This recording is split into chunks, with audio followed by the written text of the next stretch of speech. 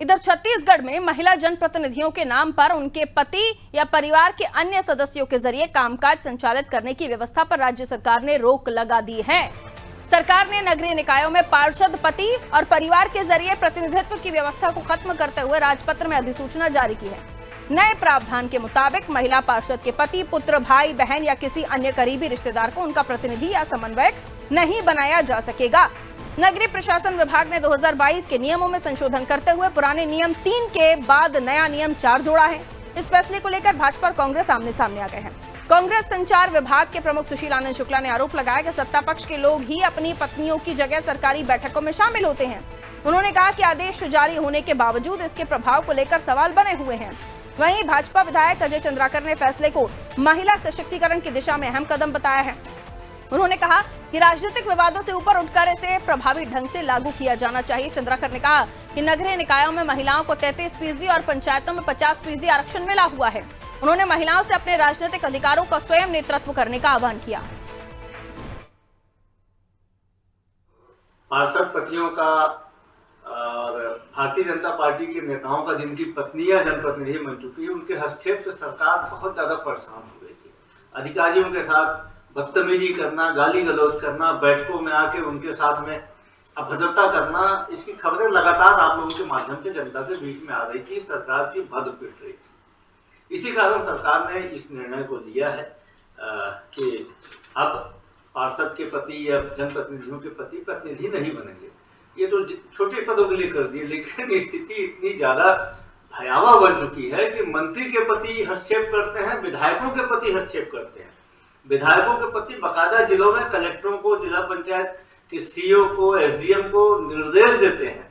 मंत्री के पति पूरे विभाग के लेखा जोखा पे हस्तक्षेप करते हैं। तो मुझे ऐसा लगता है कि सिर्फ छोटे स्तर पे जारी किया गया आदेश है, उसका क्या करेंगे जो बड़े बड़े लोगों की पत्नियां जो सरकार में, प्रशासन में हस्तक्षेप करते हैं। ये वुमेन एम्पावरमेंट की, महिला सशक्तिकरण की दिशा में एक बहुत महत्वपूर्ण कदम है और इसको शहरी क्षेत्र में ही नहीं वरन ग्रामीण क्षेत्र में भी लागू किया जाना चाहिए। देर से उठाया गया लेकिन सही कदम उठाया गया और इसको सिर्फ राजनीतिक गैर राजनीतिक विवादों को छोड़ दें, सिर्फ और सिर्फ महिला सशक्तिकरण की दृष्टि से देखें तो जिन कारणों से छत्तीसगढ़ में 50% पंचायतों में या 33% आरक्षण शहरी निकायों में है, वो सफलीभूत होगा।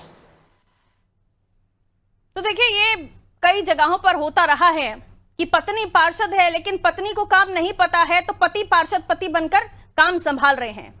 और कई बारी तो पति पत्नियों को इसलिए खड़ा करते हैं ताकि जीत तो जाए, क्योंकि सीट महिला सीट होती है तो मजबूरी हो जाती है घर से किसी महिला को खड़ा करना, और फिर पावर पति का रहता है और यहां पत्नी को कुछ पता ही नहीं कि काम क्या करना है। तो ये सीखने की भी जरूरत होगी। महिला सशक्तिकरण, विमेन एम्पावरमेंट हम कह रहे हैं, लेकिन यहां महिलाओं को भी सीखने की आवश्यकता है कि आपने जब जनप्रतिनिधि बने हैं, जब पद हासिल किया है, तो आप ही जाकर जनप्रतिनिधि का कर्तव्य का पालन करें। शिवानी हमारे सहयोगी हमारे साथ जुड़ी हुई है सीधा छत्तीसगढ़ से। एक बड़ा निर्णय और कड़ा निर्णय लिया गया है, लेकिन इसमें बीजेपी को ही घेरने की कोशिश कांग्रेस कर रही है कि आप ही की पार्टी की कई ऐसी महिला प्रतिनिधि हैं जिनकी जगह पर उनके पति जाते हैं।